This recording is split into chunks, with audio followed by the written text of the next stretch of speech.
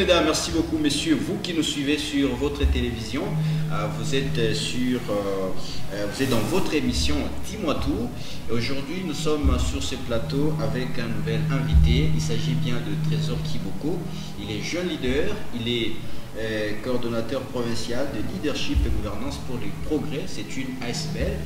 Nous allons parler avec lui de cette question qui intéresse la population aujourd'hui. Trésor, bienvenue. Merci, monsieur Jules, le journaliste de la jeunesse. Vraiment. Alors, à part leadership et gouvernance pour les progrès, vous êtes également de Dynamique Umoja Plus. Expliquez-nous un peu, n'est-ce pas, comment vous arrivez à gérer les deux? Voilà, je suis en premier coordonnateur provincial de Dynamique Umoja Plus. Oui. Ça fait plus ou moins une année. Okay.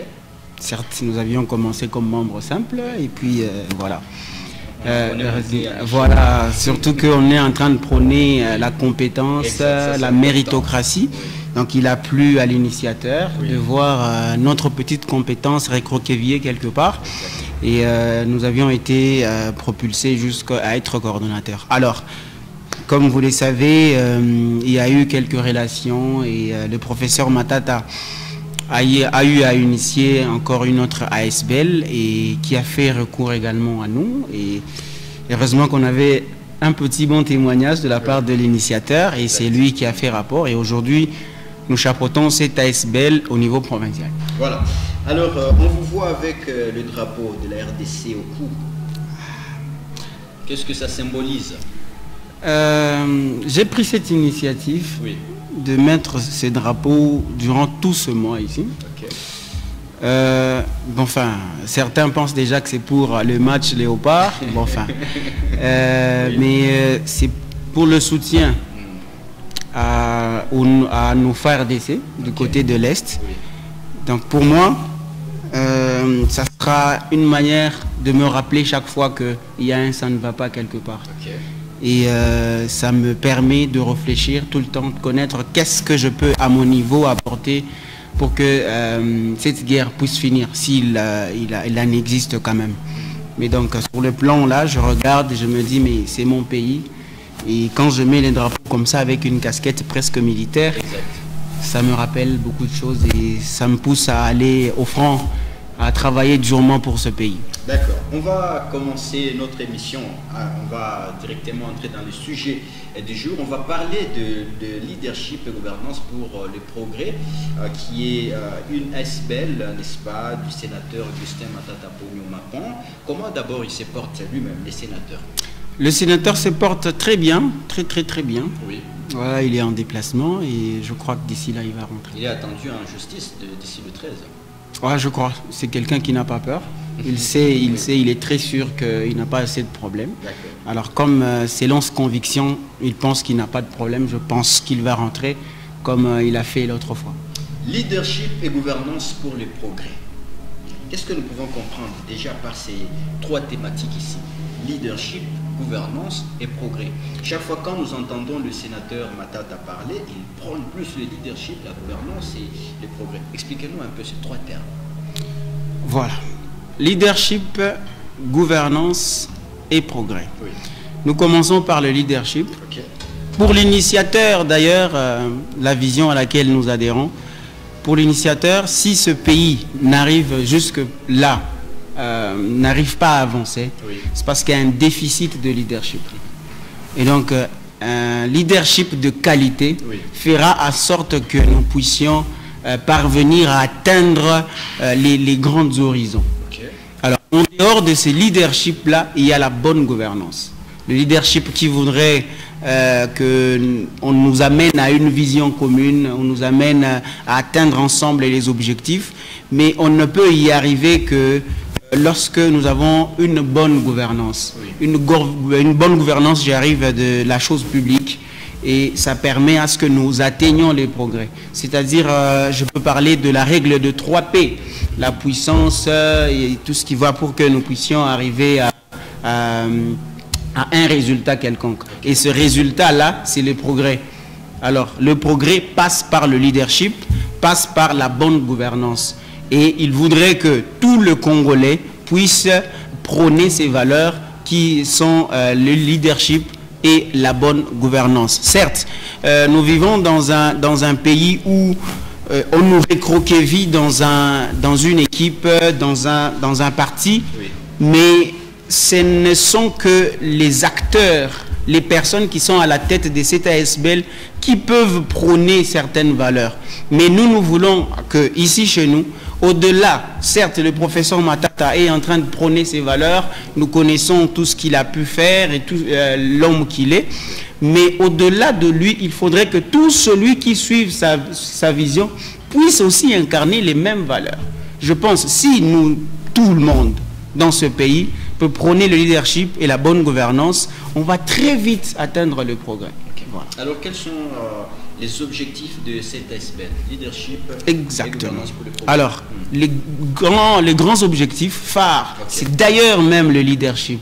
Promouvoir le leadership, promouvoir la bonne gouvernance. Le leadership de qualité. De qualité, voilà, parce que on nous amène n'importe où. Exactement. Mais cette fois-là, il faudrait qu'il y ait un leadership de qualité. Et nous promouvons le leadership, la bonne gouvernance, le civisme et le patriotisme. Voilà. Ce sont les grands objectifs de cette ASBL, leadership et gouvernance pour le progrès. Alors, qu'est-ce qui freine jusqu'à maintenant là, n'est-ce pas, qu'il y ait une bonne gouvernance en République démocratique du Congo? Vous êtes jeune, vous voyez comment le pays est dirigé depuis beaucoup de temps, mais on se rend compte que nous n'avançons toujours pas, malgré tout ce que nous avons comme potentialité. Qu'est-ce qui freine qu'il y ait une bonne gouvernance? Le terrain. On va quand même rappeler que la plupart de ceux qui ont occupé des postes, ce sont des professeurs d'université. Cela, on ne va pas quand même dire qu'ils ne connaissent pas le leadership. Hein. Moi, je trouve que le terrain est marécageux. Okay. C'est-à-dire, même moi, tel que vous me voyez, oui. Non, je ne le souhaite pas, c'est que je peux prôner les valeurs. Mais quand j'arrive sur la sphère politique, okay. Il y a 15 personnes qui sont de plein pied dans les antivaleurs. Okay. Alors, pour arriver à m'en sortir, ça sera très difficile. C'est comme ça que, bon, enfin, je ne voudrais pas dire que l'affaire Boukangalonzo est politisée, mais je ne suis pas là. C'est-à-dire, quand vous vous retrouvez dans un terrain où vous avez beaucoup de gens qui prônent pratiquement les antivaleurs en coulisses et que vous êtes seul à vraiment prôner les valeurs, vous serez étouffé. Alors, c'est comme ça que nous sommes dans ces terrains-là, et quand vous regardez à gauche, vous regardez à droite, vous tentez de faire un premier pas, c'est X, Y qui vous étouffe, c'est un cercle vicieux et on n'arrive pas à évoluer concrètement parce que finalement, le terrain est déjà marécageux. Voilà. Alors, leadership et gouvernance pour le progrès a été créé depuis quand? Leadership a été créé il y a maintenant 2 ans, okay. Donc c'est depuis 2020. Alors, suite ça a commencé avec la fondation Mapon. Oui. Ensuite, finalement, on s'est décidé de créer une ASBL qui va aller à atteindre tout le monde. Parce que, comme vous le savez, l'ASBL prend tout le monde, tous les membres des partis politiques, toutes les couches confondues. Et donc, c'est depuis 2020 que cette ASBL est en train de fonctionner. Et ici, à Lubumbashi, dans le Haut-Katanga, c'est nous qui avons pris maintenant le bâton il y a de cela 3 mois. Oui. Alors, comment quelqu'un, n'est-ce pas, qui est par exemple un Gandanjika ou un Manono, peut arriver à différencier leadership et gouvernance pour le progrès et leadership pour la gouvernance et le développement, je crois, le parti politique. Comment il peut arriver vraiment à différencier les deux? Déjà, c'est une différence entre parti politique et ASBL. Donc, nous allons, au-delà de l'appellation ASBL et parti politique, il y a aussi le D qui change. Okay. Pour les partis politiques, c'est leadership et gouvernance pour le développement. Okay. Mais pour l'ASBL, c'est leadership et gouvernance pour le progrès. C'est-à-dire, même quand nous allons sur terrain, nous ne portons pas les effigies LGD. Okay. Nous portons les effigies LGP pour dire que voilà, nous sommes là comme ASBL et nous serons très loin de la politique. Est-ce que vous avez l'espoir que demain, la jeunesse congolaise va se vider de ces antivaleurs que nous sommes en train de vivre aujourd'hui? Et quelles sont les stratégies que, par exemple, LGP est en train de mettre en œuvre pour que nous arrivions dans une société où c'est la méritocratie qui prime? Le LGP a un caractère éducatif, de formation. Nous voulons former les jeunes. Et cette formation passe aussi par l'entrepreneuriat. Pourquoi je parle de l'entrepreneuriat? Aujourd'hui, quand vous allez à gauche, vous allez à droite, on va vous dire non, jeunes, lancez-vous dans la politique. Allez-y dans la politique. J'ai d'ailleurs assisté à une conférence comme ça où on nous demande de nous lancer directement dans la politique. Ok, c'est très bien. C'est bien beau de nous demander d'aller en politique. C'est pour relever la classe politique. Mais la difficulté, c'est quoi? C'est que quand vous êtes en train de prêcher que les gens ou la jeunesse aillent en politique, c'est que finalement, c'est la recherche de gains. C'est comme si c'est là qu'ils vont trouver le boulot. Or, moi je me dis, quand il s'agit du développement, le développement ne peut être fait qu'avec les hommes bénévoles. C'est-à-dire, quand vous allez en politique, doit être un apostolat. Voilà, vous allez là par votre volonté, vous vous engagez. C'est-à-dire, vous n'avez pas besoin d'argent. Si vous avez besoin d'argent, allez chercher à gauche, allez chercher à droite. Et quand vous vous lancez en politique, vous vous dites, là, c'est pour mon pays, c'est pour le développement de ces pays. Maintenant, quand vous demandez la jeunesse, la jeunesse qui n'a pas de travail, la jeunesse inconsciente, la jeunesse, voilà, dans tout ce que vous connaissez. Cette jeunesse qui casse les histoires. Voilà, et vous la demandez d'être maintenant en politique. Mais qu'est-ce que vous voulez? Il va continuer à casser, il va continuer à voler. Bon, finalement, parce qu'il se retrouve là, l'argent passe par ses yeux et lui, il n'a pas un autre boulot, il peut se retrouver. Non, je trouve ici qu'il faudrait que l'on prêche d'abord l'entrepreneuriat. Si vous voulez entrer en politique, rassurez-vous quand même que dans vos poches, il y a le minimum. Si comment je vais dire, à gauche, il y a une petite ressource où je peux facilement me trouver un $100. Et que j'entre en politique, quelqu'un vient me tenter avec $50. Vous pensez que je vais très facilement... Je ne pense pas. Parce que au moins je me rassure que j'ai mes $100. Mais là, imaginez que je n'ai aucune entrée et on me propose $100. Et je cède facilement. Donc je pense qu'à ce stade, il faudrait que nous continuions à prêcher l'entrepreneuriat. C'est facile de que la jeunesse. En RDC, hein? Est-ce que c'est facile vraiment? Certes, ce n'est pas facile et d'ailleurs, les entrepreneurs vous diront que l'entrepreneuriat n'est pas facile. Donc, il faudrait vraiment se concentrer sur la chose parce que si vous voulez entreprendre, il faut d'abord savoir dans quoi vous voulez entreprendre et si vous n'avez pas assez de connaissances, allez chercher les connaissances. Une fois que vous avez les connaissances, vous pouvez maintenant entrer dans l'histoire. Aussi, l'entrepreneuriat est mal comprise à mon sens parce qu'on a l'impression de voir... vous travaillez pour que vous ayez une entreprise. Et après, vous pensez que directement, vous aurez une entreprise où vous allez embaucher beaucoup de gens. Mais le vrai entrepreneuriat, c'est subvenir aux besoins quotidiens. C'est-à-dire que si, par exemple, j'ai 10 000 francs, au lieu que je les bouffe, je vais chercher un peu de froment de 5 000 francs, j'ai fait des beignets. Alors, dans les beignets là, je saurais manger pour ce jour-là, je vends aussi une partie et demain, je peux encore répondre au même cycle. Maintenant, quand on pense que voilà l'entrepreneuriat sans argent, vous allez y arriver, bon, à mon sens, et même quand vous interrogez l'histoire, on vous dira que l'entrepreneuriat a commencé, quelqu'un disait même que c'est une bêtise occidentale. Pourquoi? Parce que là, on a vu que la jeunesse était devenue pratiquement, comment les termes? Elle s'était vraiment perdue. C'est une jeunesse, parce qu'elle n'avait pas de travail, elle s'est lancée dans les antivaleurs. Alors, ils se sont dit que non, mais si nous laissons cette jeunesse ici, c'est qu'on risque d'avoir un pays vraiment où nous aurons véritablement fou. Alors, qu'est-ce qu'il faut que l'on fasse? Occupons cette jeunesse. C'est comme ça qu'on appelle les jeunes, venez, bon, toi, pour que tu aies une entreprise, qu'est-ce qu'il te faut? Non, il me faut 10 000 $. L'État enlève 10 000 $, mais dit non, petit, va maintenant te faire une entreprise. Et il va comme ça. Maintenant, on pense qu'ici, chez nous aussi, ça peut se faire. Parce que l'État congolais, mais dites-moi, certes, il est en train de se poumonner pour qu'on finance quelques projets, mais ce n'est pas assez. C'est pas assez. Et il faudrait que nous-mêmes, nous puissions nous prendre en charge. Et se prendre en charge là, c'est subvenir aux besoins quotidiens, jour après jour. Ce n'est pas parce que nous avons cette mauvaise conception chez nous, en RDC, et travail et travailleur, que celui qui quitte la maison, n'est-ce pas, qui va quelque part. C'est ça le problème. Pas? Et pourtant, avec l'exemple que vous venez de donner, on peut déjà se créer une petite ressource et avoir un peu d'argent. Alors, en parlant de l'éducation civique, parce que vous l'avez dit, hein, n'est-ce pas, dans vos missions, leadership et gouvernance pour le progrès prônent aussi le civisme. Quelle est votre appréciation par rapport à la manière dont se comportent les jeunes de certains partis politiques? Nos partis politiques, il y a beaucoup de failles. Parce que les différents partis que nous avons n'ont pas assez d'idéologie.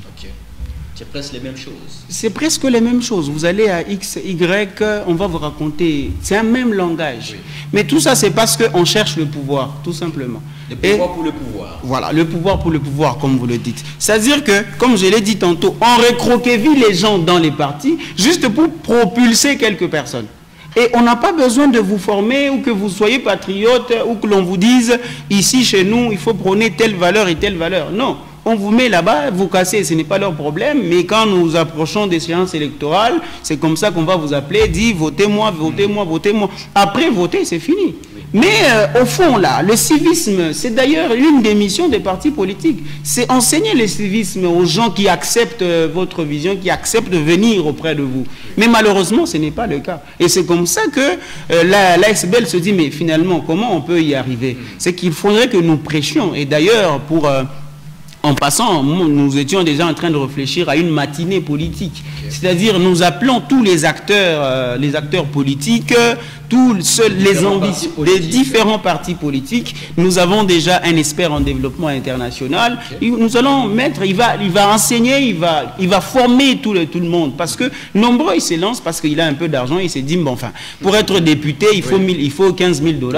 J'ai déjà mes 15 000 $ et il se lance. Et après, il va gagner. Il n'a aucune notion. Il est là juste en train de chercher un peu d'argent. Et puis après, c'est toutes les bêtises que nous voyons. Parce qu'il n'a pas été préparé. Il se dit, bon, pour avoir la politique, c'est facile d'avoir l'argent et il s'élance. Qu'est-ce qu'il faut faire pour aspirer au développement de la RDC? Qu'est-ce qu'il faut faire? Moi, je pense que nous devons former la jeunesse.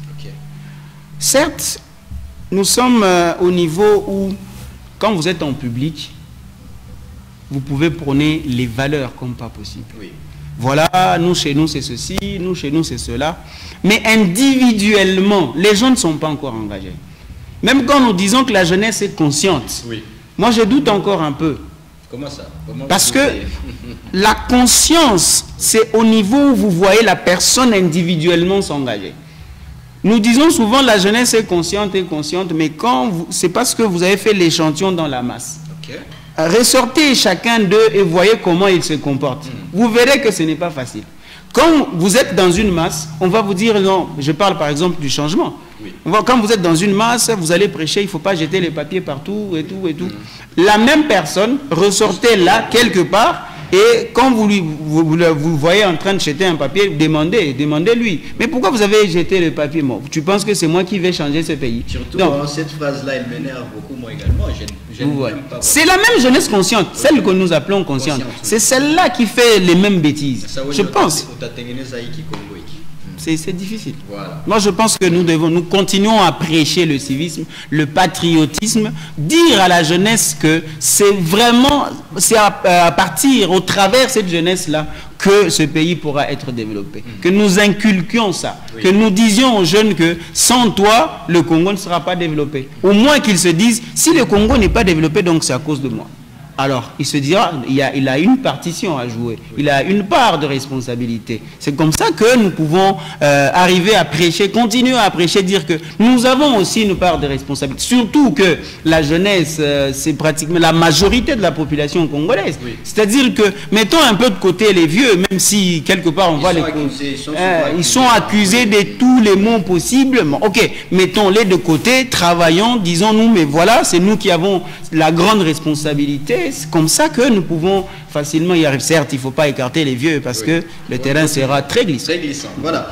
Est-ce qu'à LGP, vous prenez aussi les gens, la participation de la femme dans le développement de ce pays? Exactement, le leadership féminin, il existe déjà. Bon, j'allais déjà vous parler d'une indiscrétion, mais je laisse. Alors, nous sommes en tout cas en train de prôner, parce que quand nous parlons du Congo, avec sa population, on ne voit pas que les hommes. Il y a aussi les femmes qui ont parfois des compétences plus que les hommes, plus que certains hommes consciencieux que nous appelons. Et donc, il ne faudrait pas étouffer cette femme-là. Elle a aussi une part de responsabilité. C'est comme ça que nous l'approchons. Nous regardons surtout chez nous. La tribu par excellence, c'est la compétence. Oui, j'allais d'ailleurs vous poser une question là sur la tribu, parce que vous avez senti qu'à un certain moment, c'est le tribalisme qui a prôné, qui était vulgarisé par certains jeunes. Et donc, au LGP, il n'y a pas de tribu. Non, c'est la compétence. Qui que vous soyez, une fois que vous êtes compétent, vous avez ce qui vous est dû. Tout simplement. Certes, quand vous me regardez, moi, vous allez dire, mais comment ces petits peuvent chapeauter la SBL? Mais on n'a pas regardé. Je suis dans le Haut-Katanga. Je suis dans le Haut-Katanga, et puis ma tata est de Kindu, tout ça. Il va se dire, bon, enfin, je vais chercher mon ami de Kindu, et puis on va voir ce qu'on peut faire. Mais il regarde, il se dit, mais il y a quelqu'un qui peut chapeauter, et nous voyons les compétences en la personne, carrément on l'apprend. Donc, chez nous, nous prenons rien que la compétence. Beau que vous soyez, friqué que vous soyez, vous n'êtes pas compétent, nous vous réservons encore quelque part. Voilà, je voulais juste vous poser cette question. Je reste encore chez la femme. Oui. Chez la femme congolaise.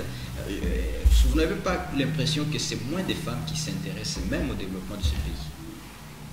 Exactement. En fait, c'est moi-même, les 8 mars, j'ai toujours dit que la femme n'a pas encore pris conscience. Pourquoi? Parce que si chaque jour, vous suivez les interventions, chaque 8 mars, vous suivez les interventions des femmes, c'est qu'elles sont encore en train de se battre pour qu'elles soient indépendantes. Alors qu'on leur a déjà accordé. Donc, pour le moment, il ne faudrait plus encore réfléchir à combattre l'homme, voilà, il faut faire ceci. Non, on vous a déjà accordé. On cherche encore le 50-50. Allez directement sur le champ et travailler, c'est fini. Mais quand vous arrivez sur place, et puis vous nous rappelez encore que non, voilà, ça doit être 50-50. Directement, là, vous poussez l'homme à encore réfléchir 2 fois. Mais si vous vous considérez déjà compétente, vous dites que je suis capable, vous allez sur terrain, prenez, montrez vos compétences tout simplement, c'est fini. Moi, je trouve peut-être ici qu'il ne faudrait pas que l'on parle des 50-50. Moi, je voudrais que l'on parle seulement de l'homme en général, sans sexe. Qui que vous soyez, parce que ce que l'homme est capable de faire, la femme également. Alors, au lieu que nous réfléchissons autour de toutes ces tournures-là, carrément, vous êtes compétent, fille ou garçon, on vous met, c'est fini, carrément. Parce qu'on ne va pas dire 50-50, on va prendre une femme incompétente. Finalement, où est-ce qu'on ira? On voit la compétence, mais si dans la femme, il n'y a pas de compétence, on ne sera pas complexé pour dire que non, nous serons matraqués. Non, on prend l'homme compétent. Si vous êtes compétente, on va aussi vous récupérer, tout simplement. Alors, Trésor, comment vous arrivez à concilier leadership et gouvernance pour le progrès et dynamique Umoja Plus? On vous appelle des 2 côtés. Vous faites comment maintenant là? Heureusement que ce sont des ASBL, toutes les 2. Donc, et surtout que nous avons un partenariat entre leadership et dynamique Umoja Plus. Nous prenons pratiquement les mêmes valeurs. Alors, c'est comme ça que... Vous comptez faire une fusion demain? Je ne compte pas encore. Surtout que ce n'est pas moi qui engage au niveau national. Donc, c'est un peu ça. Donc, dynamique est à part et puis leadership à part. Nous effectuons certaines activités au nom de leadership. Et aussi, il y a des activités au nom de l'ASBL, Dynamique Umoja. Avez-vous déjà organisé certaines activités avec leadership et gouvernance ici à Lubumbashi, par exemple? Non, la première activité est en train d'être cuisinée. D'ici là, vous aurez une sortie officielle d'abord. Et en dehors de ça, Dynamique Umoja Plus est en train d'organiser une activité à laquelle le leadership gouvernance pour le progrès va également participer. Alors, j'aimerais bien vous poser cette question parce qu'on nous signale que nous sommes presque à la fin de notre émission. C'est 2 personnalités. Je vais vous citer 2 personnalités. D'ailleurs, ils sont tous et toutes, n'est-ce pas, de leaders. et qui prône la bonne gouvernance. Je commence par Augustin Matata Polo. Qu'est-ce qui vous inspire cet homme-là? Cet homme, je me disais que c'était un sataniste. Avec sa cravate rouge. Voilà. Je me disais que c'était un sataniste. Et d'ailleurs, je vous informe, aujourd'hui, les gens disent que je suis aussi sataniste parce qu'il m'a nommé.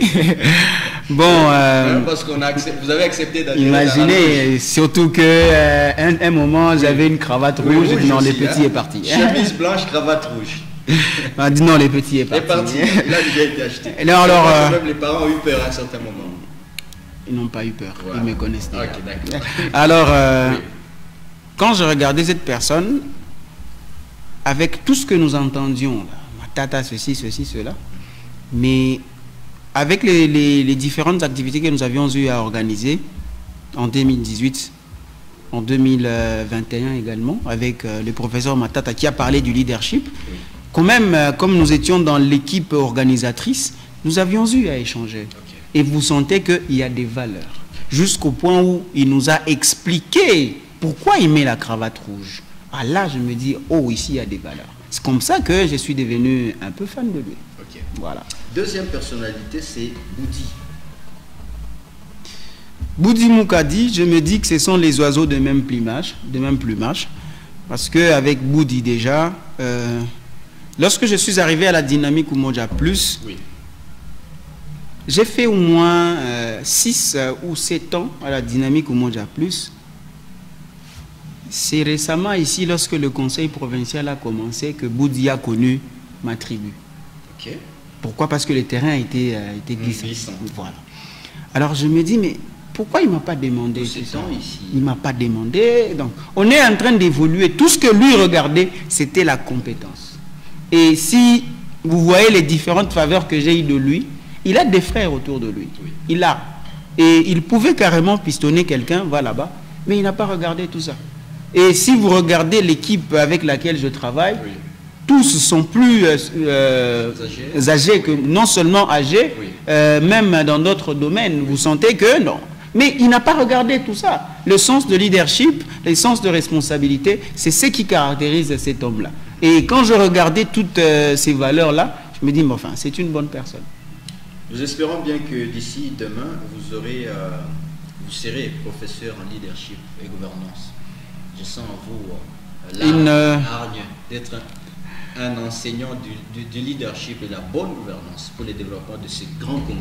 Heureusement pour nos deux SBL, leadership et dynamique Umoja Plus, je suis arrivé à la dynamique Umoja Plus. L'initiateur lui-même, Boudi, Oui. a pris 1 mois et demi pour nous former en leadership. Voilà. Parce que vous connaissez, c'est un ex de INPP. INPP, oui. Et il nous a formé 1 mois et demi en leadership.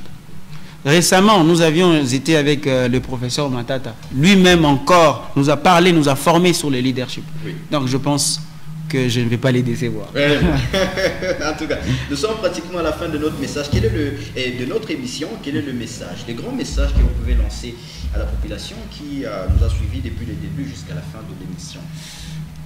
La conscience est individuelle. Il faudrait que chacun de nous soit conscient et voie le terrain, non seulement le terrain, mais les réalités de notre pays. Et la responsabilité de chacun de nous, une fois qu'elle converge, je pense qu'on peut arriver à quelque chose de plus concret. Alors, je pense que la jeunesse, ou je demande à toute la jeunesse de prendre conscience et de se dire que le développement de ces pays est dans ses mains, est dans nos mains. Nous devons nous battre coûte que coûte. Et que si nous voyons que le Congo ne marche pas, c'est à cause de nous. Dites-nous ça. Et je pense, une fois que nous avons cet esprit en nous, on ira encore de l'avant. Donc nous sommes là en train d'encadrer cette jeunesse via nos différentes structures. Et ensemble, venez, nous allons travailler pour ce pays. Et le siège de ces deux structures, c'est où? L'ASBL Leadership et Gouvernance pour le Progrès est sous-logé à la dynamique Umoja Plus et le siège est au Golf Météo, arrêt cabine sur l'avenue Katamea numéro 14. Trésor Kiboko, merci d'avoir répondu à notre invitation. Merci, Monsieur Jules, le journaliste de la jeunesse. Vraiment, ce n'est pas la dernière fois. Nous aurons une autre émission avec vous. Hein, merci. Juste après la sortie officielle ici à Lubumbashi de Leadership et Gouvernance pour le Progrès. Merci beaucoup, mesdames, merci beaucoup, messieurs. Vous qui nous avez suivis, on salue. Moi, je salue seulement le sénateur Augustin Matata Pogno. C'est un homme qui a des valeurs. Hein. C'est vraiment un homme qu'il faut soutenir dans ce pays pour que ce Congo puisse aller de l'avant. Merci beaucoup. Merci, monsieur Jules. Voilà. Merci à Christian Massoudi. Merci à vous tous qui nous avez suivis. On se fixe rendez-vous prochain. Bye bye.